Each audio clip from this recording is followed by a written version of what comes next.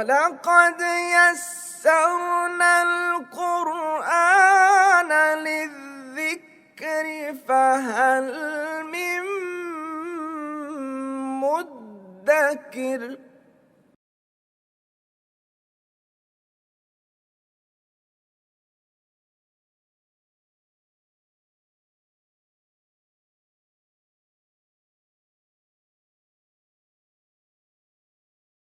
نحمده ونصلي على رسوله الكريم اما بعد فاعوذ بالله من الشيطان الرجيم بسم الله الرحمن الرحيم والنازعات غرقا والناشطات نشطا والسابحات سبحا فالسابقات سبقا فالمدبرات امرا صدق اللہ العظیم۔ سورۃ النازعات کی ترکیب آج ہم شروع کر رہے ہیں۔ یہ جو 5 آیتیں میں نے پڑھی ہیں یہ بہت یونیک آیتیں ہیں، اور آپ لوگ اتنی عربی تو پڑھ چکے ہیں کہ آپ ان کو دیکھ کر پہچان سکتے ہیں کہ صیغہ جو ہے وہ جمع مؤنث کا استعمال ہوا لگ رہا ہے، اور اس میں قسم کھائی گئی ہے۔ دیکھیے، ہم نے آپ کو بتایا ہوا ہے واو قسمیہ۔ قسم جو ہے اگر پورا جملہ مکمل ہو تو قسم تقاضا کرتی ہے مقسم بہ کا، جس کی قسم کھائی جائے، اور مقسم علیہ جس بات پر قسم کھائی جائے۔ عموماً ایسا ہی ہوتا ہے کہ تینوں چیزیں ہی مذکور ہوتی ہیں، اور بعض اوقات جس بات پر قسم کھائی جائے وہ کلیئر نہیں ہوتی کس بات پر قسم کھائی جا رہی ہے، تو سمجھایا جاتا ہے اس کے بعد جو بھی بات ہے اس بات کو بیان کرنے سے پہلے اس کو مستحکم کرنے کے لیے قسم کھائی گئی ہے، تو اس سے ایک مطلب انفر کیا جاتا ہے۔ دیکھیے، جو واو ہے یہ واو حرف جار ہے۔ واو حرف جار کب ہوتا ہے؟ جب وہ کیا ہو؟ قسمیہ ہو۔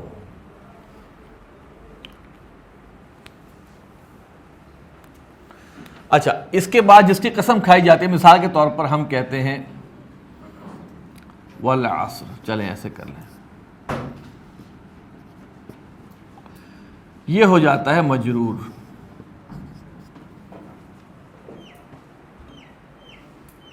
جر میں ہے۔ اب جار اور مجرور مل کر، میں نے آپ کو جب ہم اسم کی بحث پڑھ رہے تھے تو اس میں بتایا تھا کہ جار اور مجرور خود کوئی مستقل مقام نہیں رکھتے جملے کے اندر، وہ متعلق ہوتے ہیں۔ تو یہ اس سے پہلے ایک فعل محذوف ہوتا ہے،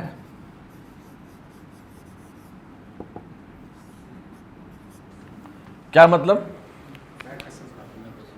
اقسم والعصر، میں قسم کھاتا ہوں عصر کی، ٹھیک ہے؟ تو اس چیز کو آپ ذہن رکھیں۔ اب یہ جار اور مجرور جو ہے یہ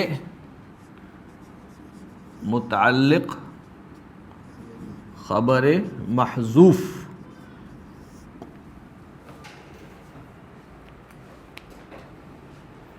قرآن مجید میں لفظ اقسمو بھی استعمال ہوا، لا اقسم بیوم القیامہ، لا اقسم بہذا البلد۔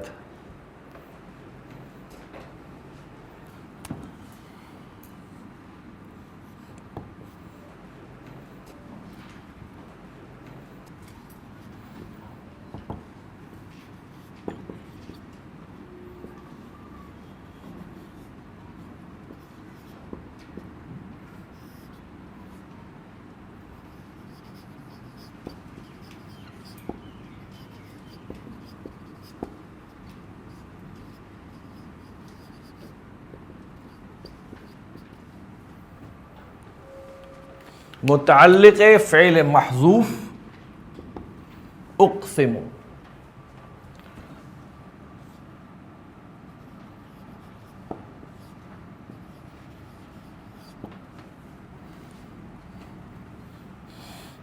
بیسیکلی یہ مصدر ہے جو مفعول مطلق بن کے آیا ہے.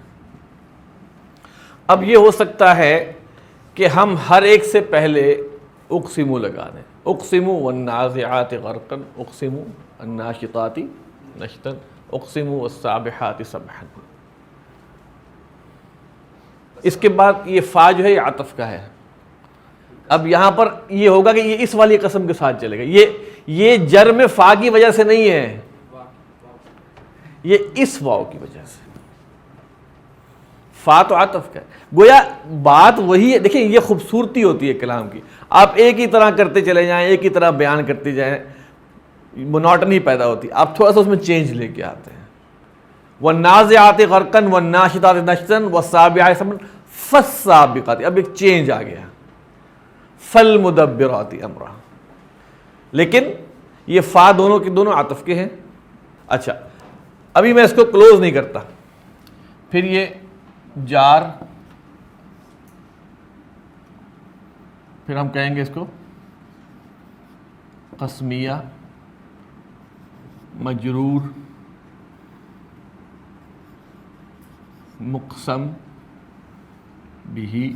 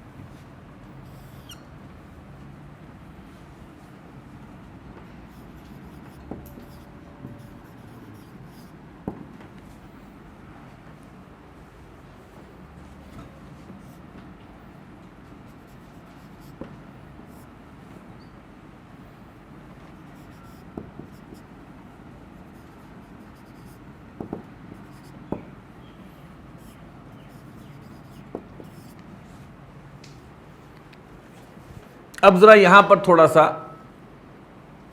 ایک سوال پیدا ہوتا ہے. یہ بھی ہو سکتا ہے کہ وہ پہلا والا واو ہی اسی کو ہم قسمیہ شمار کر دیں، پہلا والا، اور باقیوں کو اس کا عطف شمار کر دیں. قسم ایک ہی بہت ہے باقی. لیکن قرآن مجید کا اسلوب یہ ہے کہ وہ ادبی لحاظ سے جہاں ضرورت پڑتی ہے وہاں پر اس قسم کو ریپیٹ کرتے ہیں. تو زیادہ رائے یہ ہے کہ یہ 3 قسمیں ہیں اور 2 اس کے بعد عطف ہے. اچھا اب ایک طریقہ یہ ہے کہ ہم اس کو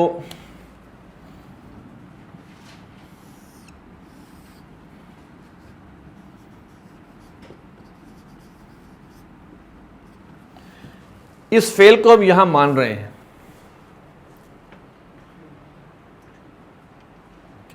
ٹھیک ہے، اقسمو یہاں پہ محذوف ہے، فعل پلس فاعل انا اور متعلق اور مفعول مطلق خبر.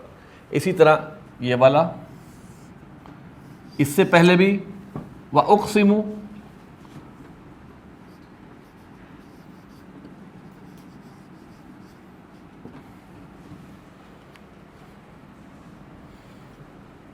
اب یہ سب کے سب جو ہیں یہ معطوف ہیں کس کے اوپر؟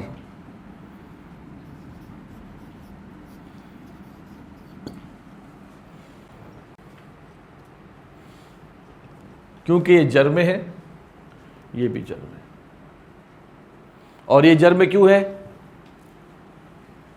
واو قسمیہ کی وجہ سے۔ یہ بڑا کمپلیکس ایک ترکیب ہے، تبھی میں کہا کرتا ہوں کہ 30واں پارہ جو ہے ترکیب کے لحاظ سے ذرا ایک مشکل، ایک کمپلیکس ہے۔ اسی طرح یہ معطوف، لیکن ہر ایک کے ساتھ اس کا ایک مفعول اٹیچ ہے۔ اگر اس پر واو قسمیہ کا اثر نہ ہوتا تو اس کو تو رفع میں ہونا چاہیے تھا۔ یہ جر ہے تو جر کی وجہ کیا ہے؟ واو قسمیہ مجرور کر رہا ہے، تو لہذا اس کو اب ہم ایک طرح سے اس جملے میں تو شامل کر دیں گے کہ جملہ یہ بن گیا پورا، جملہ پورا بن گیا، اس لیے کہ ہم مزید اقسمو لگا نہیں سکتے یہاں پہ، اور یہ متعلق جو ہے اقسمو سے ہے، اور یہاں پہ یہ جملہ فعلیہ۔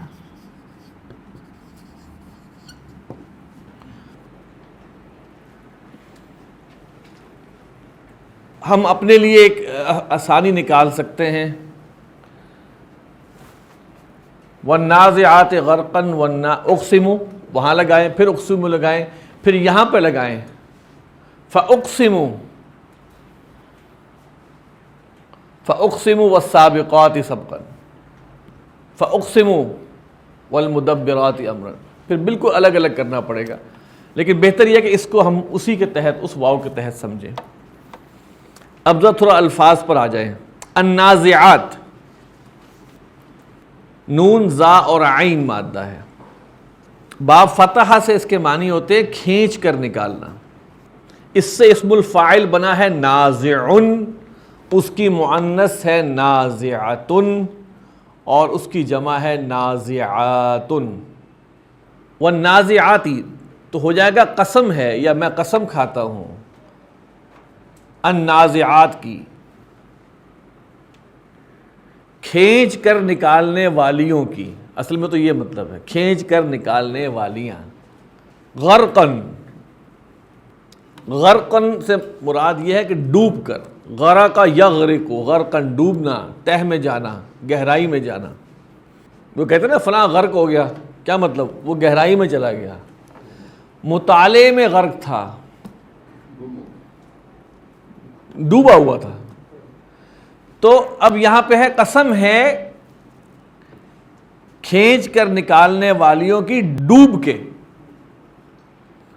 والناشطات، ناشطات، نون شین اور طا مادہ ہے، نشطا ینشط، اسے کہتے ہیں کسی بندھی ہوئی چیز کو کھولنا، گرہ کھولنے کے معنی میں بھی آتا ہے، اسی سے ہم استعمال کرتے ہیں اردو میں۔ اس کی طبیعت میں بڑا نشاط تھا یا نشاط تھی، طبیعت میں ہوتا ہے نا، کھلی ہوئی تھی طبیعت، اس میں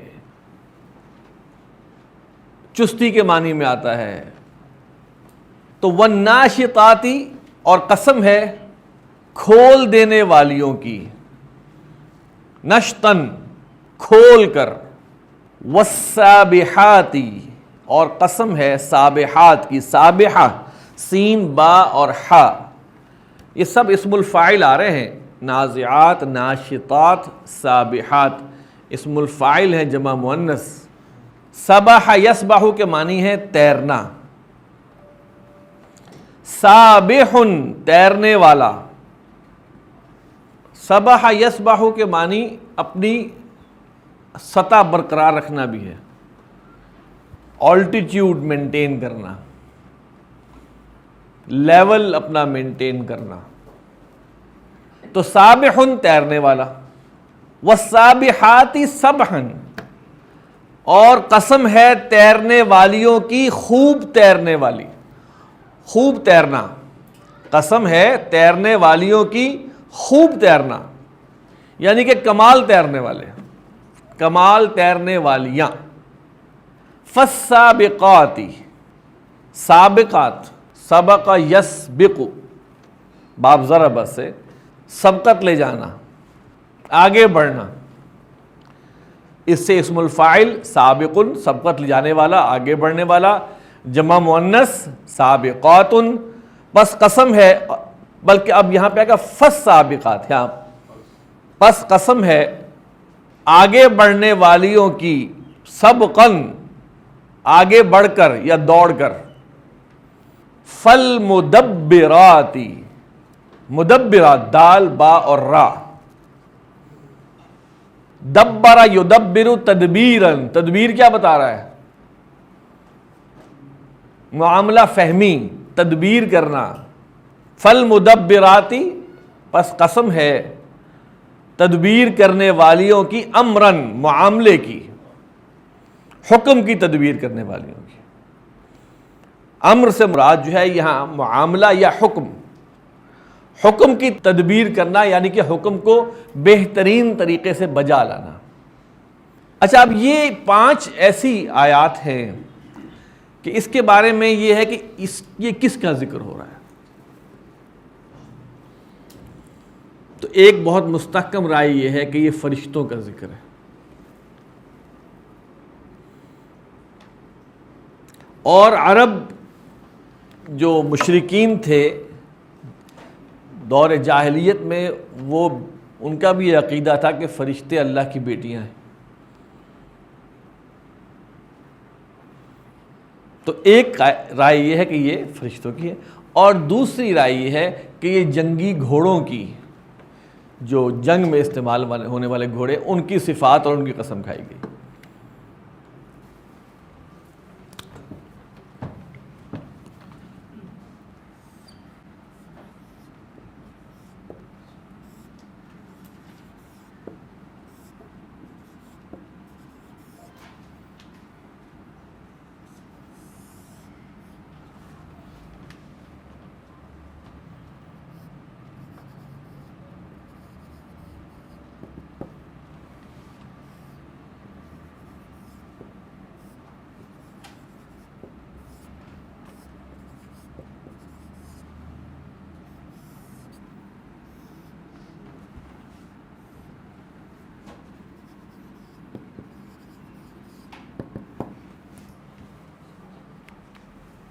یوم ترجف الراجفہ.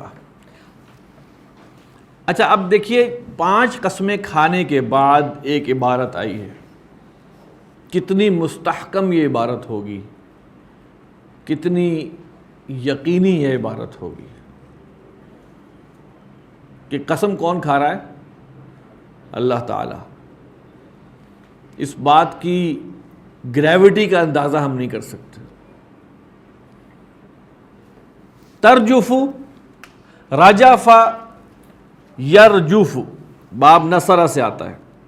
اس کے معنی ہے لرزنا، کانپنا، زور سے ہلنا. اسی سے اسم الفاعل ہے راجفن، اور اس کی مؤنث ہے راجفتن. ترجف الراجفۃ. رجفہ کے معنی بتا دیا، لرزنا، کانپنا، زور سے ہلنا. تو اسم الفاعل کیا بنے گا؟ اب مؤنث ہے، لرزنے والی، کانپنے والی، زور سے ہلنے والی. رجفہ کے بارے میں یہ رائے ہے، رجف یرجف، کہ یہ لازم بھی استعمال ہوتا ہے، متعدی بھی استعمال ہوتا ہے. کچھ افعال اپنے معنی کے لحاظ سے لازم بھی ہوتے ہیں، متعدی بھی ہوتے ہیں. یعنی متعدی کا کیا معنی ہے؟ لازم ہے کانپنا، لرزنا، متعدی لرزا دینا. لازم ہے ہلنا، متعدی ہے ہلانا. تو یہاں پر دونوں طرح سے ترجمے کیے گئے ہیں. یوم ترجف الراجفہ، جس دن ہل جائے گی ہلنے والی. اور متعدی ترجمہ کیا ہو سکتا ہے؟ جس دن ہلا دے گی ہلانے والی. اب یہ قیامت کے دن کا ذکر ہے. گویا وہ جو جولٹ ہوگا، جو جھٹکا ہوگا، اس کی بات ہو رہی ہے. تتبعوہا، تتبعو تا با اور عین مادہ ہے، تبع یتبع با فتح سے، اس کا مطلب ہے پیروی کرنا، پیچھے آنا۔ الرادفہ، را دال فا، باب سمع سے آتا ہے، اس کے معنی ہوتے ہیں پیچھے سوار ہونا، اور رادفہ پیچھے سوار ہونے والی، پیچھے آنے والی۔ تتبعوہا، اس کے پیچھے آئے گی، پیچھے آنے والی، گویا ایک جھٹکا، اس کے بعد اس کے پیچھے ایک اور جھٹکا، اس کے پیچھے آئے گی، پیچھے آنے والی، یعنی کہ اس کو ایک اور لرزہ، ایک اور اس کو فالو کرے گا۔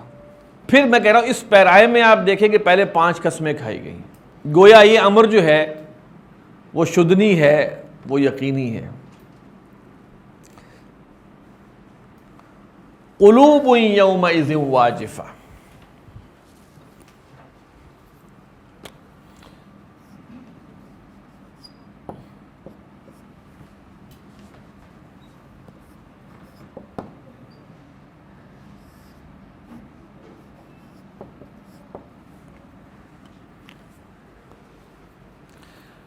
یہاں پہ مبتدا نکرہ ہے، یہاں اس کا مفہوم ہے سارے دل نہیں، کچھ دل، صرف اس حد تک۔ جو اصول ہم نے بتایا تھا مبتدا معرفہ اور خبر نکرہ، وہ بنیادی اصول ہیں۔ یہ ایسی ہی بات ہے کہ شروع میں آپ کسی کو اردو کے قواعد پڑھائیں اور بعد میں کہیں شاعری ان قواعد کے اوپر ہوگی، تو شاعری تو ایک ہائر لیول ہوتا ہے، اس میں قواعد آگے پیچھے کیے جاتے ہیں، کھیلا جاتا ہے قواعد سے۔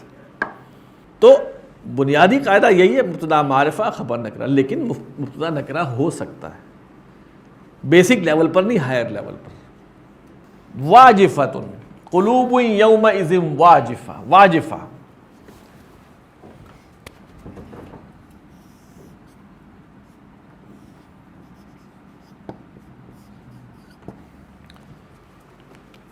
واجفہ کا مادہ ہے واو جیم فا، باب ضربہ سے اس کے معنی ہے مضطرب ہونا، پھر اسی سے معنی لیا دل کا تیز دھڑکنا۔ جب آپ مضطرب ہوتے ہیں تو دل کی دھڑکن ذرا اور ہوتی ہے۔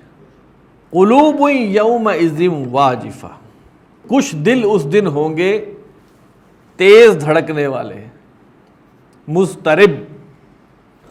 اب واجفۃ مؤنث آیا ہے اس لیے کہ قلوب غیر عاقل ہے، جمع مکسر ہے، لیکن اصل میں دل پر مضطرب نہیں ہوتے، وہ دل والے انسان مضطرب ہوتے ہیں۔ ابصارھا،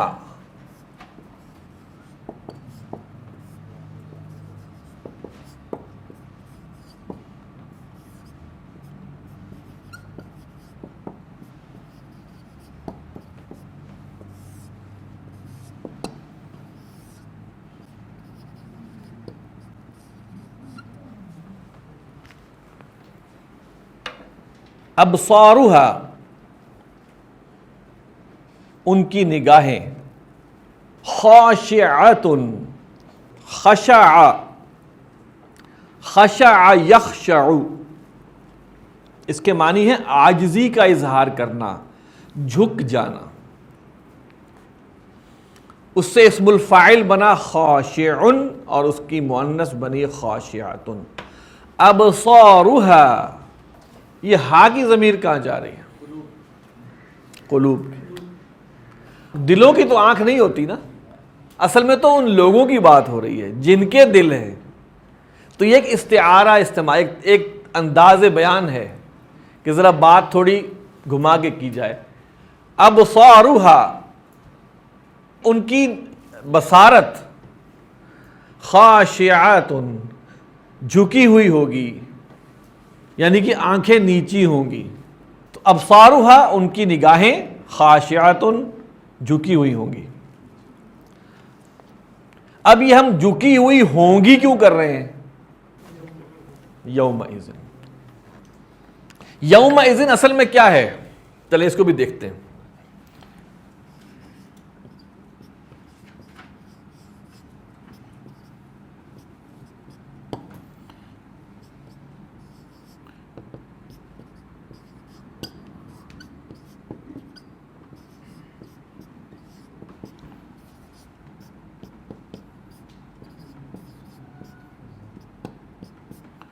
اصل میں یہ اس کا ایبریویشن ہے. یوم اذن جو ہے نا، اس کی جو تنوین ہے، میں آپ کو صرف ایک ٹرم بتا رہا ہوں، اس کو تنوین عوض کہتے ہیں. یہ صرف ایک معلومات کی حد تک ہے، یہ جر نہیں ہے، یہ تنوین عوض ہے. یعنی اس دن جب فلاں فلاں ہوگا، جب کوئی کہنا ہو نا اس دن جب فلاں فلاں ہوگا، تو عربی کہتے ہیں یوم اذن، یوم اذ کانا کذا و کذا، بلکہ یوم اذ کانا کذا و کذا نہیں، یوم اذا کانا کذا. جب اذ معنی کو ماضی میں لے جاتا ہے، اذا معنی کو مستقبل میں لے جاتا ہے. دونوں کے معنی جب کے ہیں، ظرفیت ہے، دونوں کے اندر ایک قسم کی شرط کا مفہوم بھی ہے. یوم اذا کانا کذا و کذا.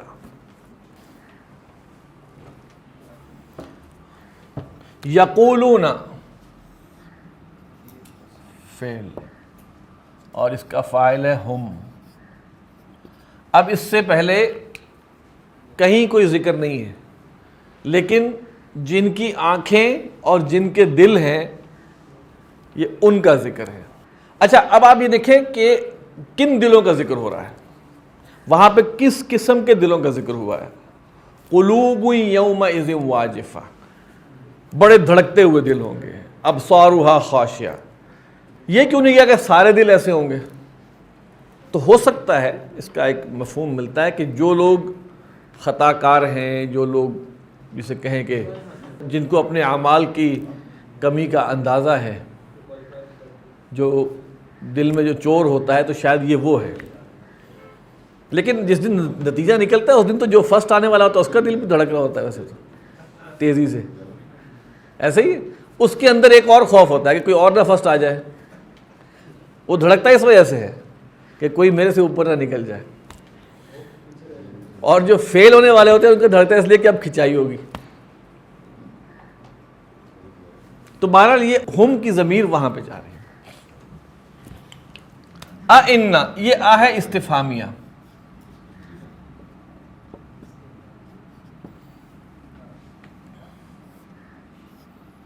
حرف مشبہ بالفعل پلس اس کا اسم ہے نا.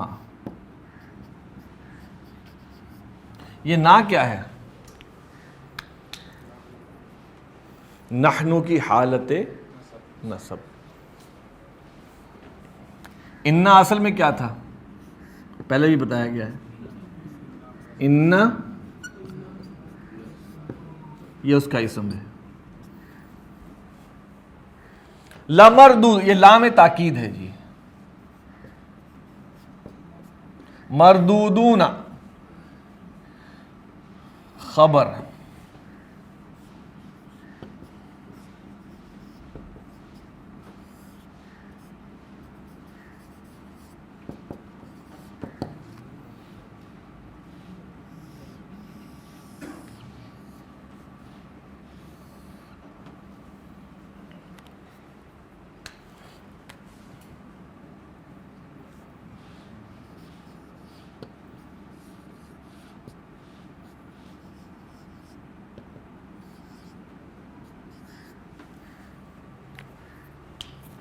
مقولہ کیا کہیں گے وہ؟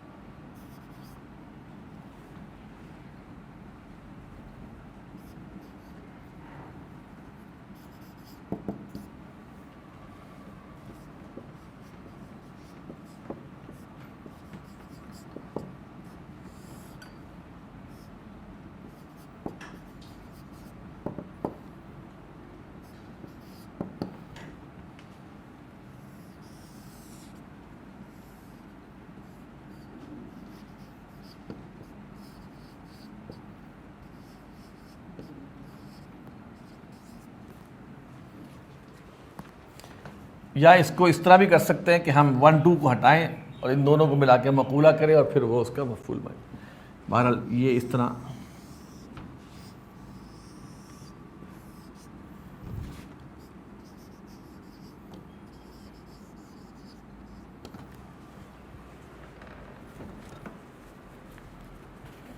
یقولون، قال یقولو آپ نے پڑھا ہوا ہے، یقولون وہ کہیں گے، اِنَّا کیا بے شک ہم، لمردودون، مردود را دال اور دا مادہ ہے، رد یا ردو کے معنی ہے لوٹانا، اسم المفعول ہے لوٹایا گیا، مردودون لوٹائے گئے، اِنَّا کیا ہم بے شک لوٹائے گئے ہوں گے، فی الحافرۃ، حافرہ حا فا اور را مادہ ہے، حفر یحفر باب ضربہ سے اس کے معنی ہے کھودنا،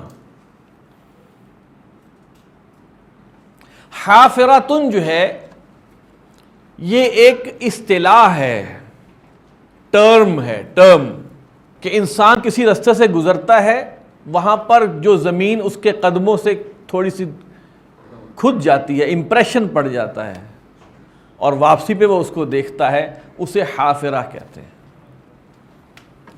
اچھا، اب اس کا ترجمہ جو ہے گویا پچھلی حالت، آپ چلتے ہوئے گئے ہیں اور واپس آ کے آپ نے اپنے پچھلی حالت کو دیکھا ہے کہ وہ آپ کے جوتے کا امپریشن ہے جس نے کہ زمین میں دب گیا ہے، اسے حافرہ کہتے ہیں، یعنی کہ پچھلی حالت۔ اِنَّا لَمَرْدُودُونَ فِي الْحَافِرَةِ، کیا ہم لوٹائے گئے ہوں گے پچھلی حالت میں؟ یقولون میں مراد کون سے لوگ ہیں؟ وہ جنہوں نے کام پورا نہیں کیا ہوا، جو اللہ کے یا یوم آخرت کے منکر تھے۔ یہ دلیل آ گئی نا اس کی، وہ کہتے ہیں یہ کیسے ہو سکے گا کہ ہم پہلی والی حالت میں واپس لوٹائے جائیں گے، مرنے کے بعد واپس ہمیں اٹھایا جائے گا۔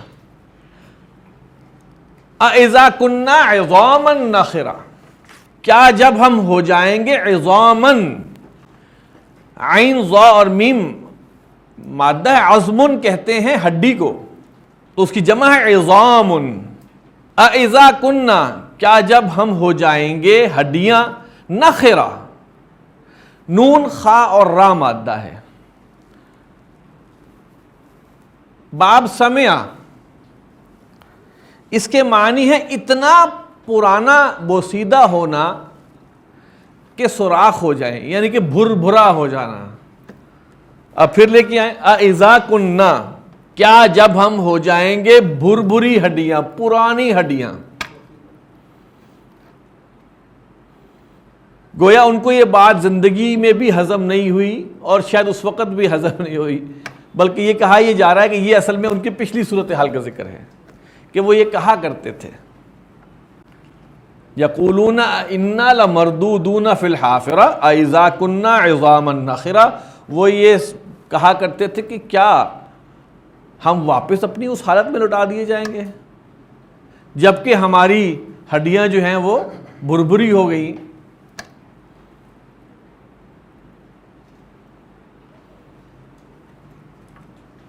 تو آج کے لیے اتنا ہی، انشاءاللہ باقی انشاءاللہ اگلی کلاس میں پڑھیں گے۔ سبحانک اللہم و بحمدک، نشہد ان لا الہ الا انت، نستغفرک و نتوب الیک۔